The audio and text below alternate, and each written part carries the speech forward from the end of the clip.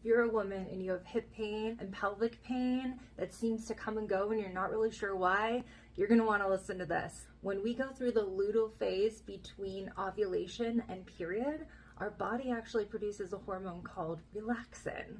And this does exactly that. It relaxes the muscles, it relaxes the fascia.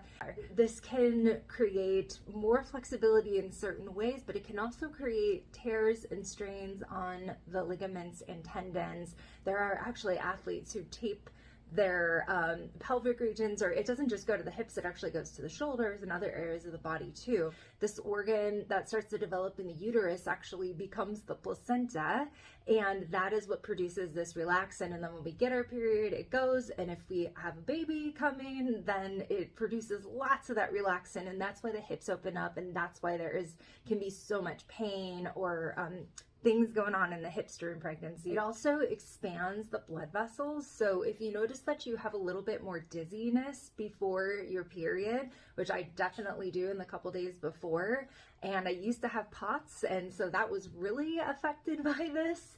It is something that can really affect your blood pressure. So just noticing and being aware of standing up too fast right before you get your period, eating more Himalayan salt can help with that, and just being cognizant of what your body is needing. I just went to a workout class and I adapted in class because I knew that this was what was going on. You notice that you're kind of having this fluctuation in things. It's not just imagination, it's not just random. See if you track it with your cycle, if you notice if this is making a difference. Some people tend to produce a lot of this in the luteal phase between ovulation and period, and some people don't really have a significant effect from it. So just listening to your body, seeing if this resonates, and again, just adapting, listening to our bodies.